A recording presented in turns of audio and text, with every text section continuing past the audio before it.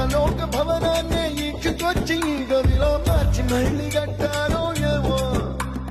మాయజాలము తెలుసు మంత్రకారడి తెలుసు రెంటి కన్న ఇది ఇంకోటేమో నీలాకాశం నేలాకొస్తే ఇట్టాగే ఉంటాదో ఏమో ఈ సంతోషం